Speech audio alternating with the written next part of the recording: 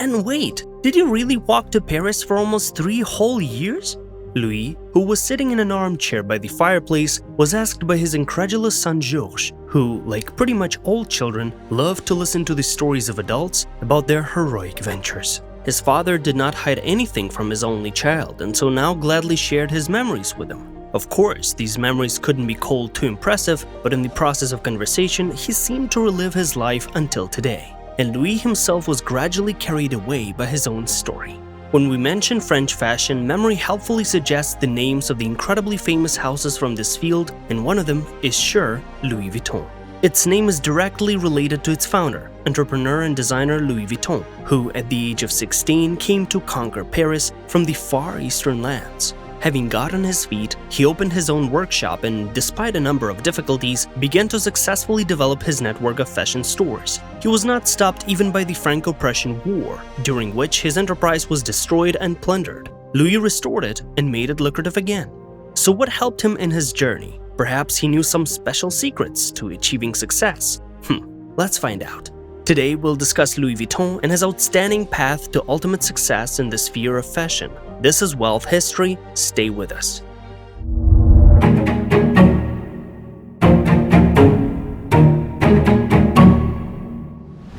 Do what you love. Born in the family of a village carpenter, Louis Vuitton was surrounded by people of working professions from early childhood, and it's not surprising that he liked to do everything by means of his own hands. More so, his father taught him this and helped him when something didn't work out. Therefore, by the age of 13, Louis had learned to use various tools excellently and wanted more, to become a master himself. Plus, he did not sit at home, he wanted to see Paris, and at the age of 10, difficulties began in the family. His mother died and soon his father remarried, and his relationship with his stepmother did not work out, so leaving home was quite a conscious and not a spontaneous decision. But here's the rising problem. The family was not very good with money, or rather, not good at all, and Louis had to earn it for his trip on his own. He began to get a job along the way and receive money for food and lodging for the night. As a result, the speed of travel was low, and although it was about 400 kilometers from his native village to the capital, Paris, the teenager managed to overcome this path in, well, almost 3 entire years. Yes, he left home at the age of 13 and saw Paris at 16. 2 years less than the famous literary hero D'Artagnan, plus he had neither a horse nor a sword throughout his journey. Though Louis didn't worry about this. He knew how to work and what it takes to produce high-quality products, and such people are always needed in Paris. And soon he got a job in the workshop of Monsieur Marchal, a well-known manufacturer of packaging and travel bags specifically intended for wealthy individuals. So he had a lot of work, but young Vuitton was not afraid of it. He had been a hardworking person since childhood, and therefore he easily took root in a new place. He liked this man's business, and the young man became seriously invested in improving quality, which was soon appreciated by customers. First work for the reputation and then it will bring money.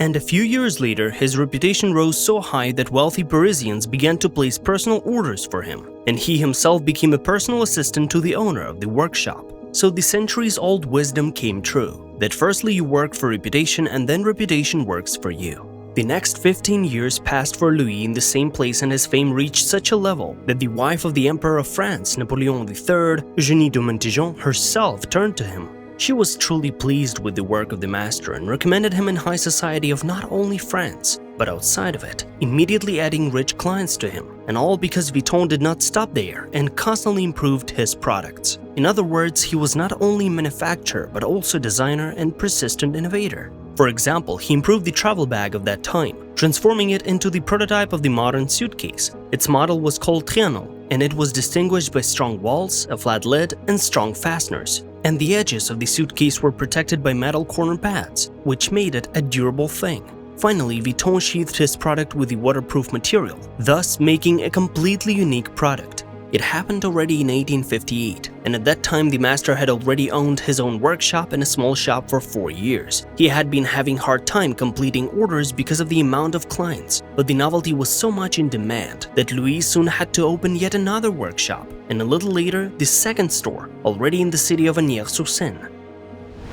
Analyze the market and meet demand. Overall, the time of the appearance of products from Vuitton turned out to be very successful. Just at this time, the railways were rapidly developing and large steam cruise liners began to appear in the seas. The master accurately caught the spirit of the times and offered the market exactly what was in demand, and consequently the demand itself for his products was surely guaranteed. In addition, back then the travelers were quite wealthy people and spared no expense to travel with maximum comfort. "Whoa, and what was next, Dad? Please continue," Georges asked his father. "Or have you achieved everything you wanted and got nothing else to desire?" Louis smiled. "Why did you decide so, son? More and more people are buying our suitcases and bags. I think that soon we will go beyond the borders of France. The whole of Europe will be our average customer. We will open our stores in all countries where it would be possible. And sooner or later, all this will go to you. You will become the head of the brand that I founded." I don't mind," Georges answered. "But I hope that this will not happen soon." "I hope so too," his father replied. But man proposes and God disposes. Year 1892, France. "Come in, son." Louis Vuitton's voice was weak, and in general, it was clear that he had given up after the last meeting with Georges. "The doctors say I don't have much time left, so I wanted to see you." Georges Vuitton went into the room and sat down on a chair beside his father's bed. He leaned over and, although it is said and he barely can focus, he indeed prepared to listen attentively. Do you remember when I told you that you would take charge of our company after me? Well, it seems that this time has come. I know that you can handle it. You are very strong, Georges, and therefore I am ready to leave this world with peace of mind, because my work will continue to live on. We have done a lot together, and now you have to do even more for our company. Son, I love you, and always loved you. Weakness overcame him for a few seconds. Louis closed his eyes and memories simply flooded him.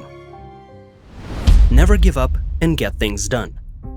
Things were going well and he did not have to complain. There were more and more customers, but then fate decided to put him to the test. In July of 1870, the Franco-Prussian War broke out, during which Vuitton's workshop in Agnières was destroyed. All equipment and tools were stolen, and the workers simply fled in different directions.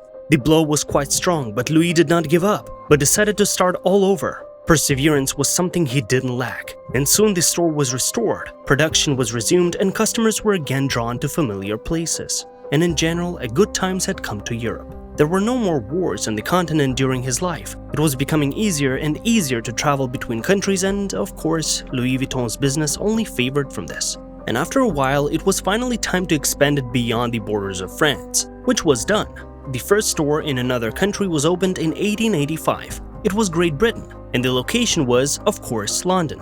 And then the continuation followed. The next two stores appeared overseas, in New York and Philadelphia, cities with huge amount of customers ready to put money into the hands of stores' workers. Enterprising Americans quickly appreciated the merits of the French master's products and, most importantly, their general practicality. It was completely natural for them to move from one place in the country to another, and the market immediately expanded dramatically. But Louis did not stop there, and constantly brought something new to his work. For example, he relatively quickly realized that he could make money not only in suitcases and bags, and therefore expanded the range of his products. It first of all included travel accessories that travelers may need. But the popularity also had a downside. As with many great things, Louis Vuitton's things began to be faked by others. On the one hand, this is also recognition, but on the other hand, it is a loss of income and reputation. Therefore, the master did not put up with this and began to take measures to make it difficult to make fakes. And in the mid-1880s, he decided to give his garments a unique signature design. It was then that his company began to use fabrics only in brown shades with a pattern of light and dark squares. This exact design is infamous nowadays. In addition, the authenticity of the bags was certified by the signature of the master applied to each product. In modern terms, he instituted a zero-tolerance policy for counterfeiting, which his successors followed. Make an unpredictable move. At the same time, Louis Vuitton, together with Georges, invented and patented a new type of lock. It turned out to be so reliable that father and son decided to make an unusual advertising move. They offered the famous illusionist Harry Houdini to get out of the suitcase, locked with their specific lock. And he did not risk accepting the challenge, thereby indirectly advertising the novelty. It became obvious for many that it was a really reliable and safe thing. And finally, shortly before his death, Louis published a catalog that listed the entire range of products he produced. Now it has become even more convenient for customers to order the goods they need from his company. The famous master died on February 27, 1892. The son successfully continued his work and 4 years later created the logo of the family brand. Two cross letters, L and V, are still the hallmark of one of the most famous fashion houses in France. Under his son, the production of women's bags began, stores opened in new countries, and a real global trade network was created. And the boutique on the Champs-Élysées in Paris has become the largest in the entire world, offering goods for travelers. And although Louis Vuitton did not live to see this extremely great success, he would surely be proud by his descendants. They fully met his expectations and hopes. Thank you for watching this episode. We hope you enjoyed it, and if you did, you can check our other episodes on Wealth History channel. By the way, subscribe, leave a like, and share this episode. And for now, we see you later.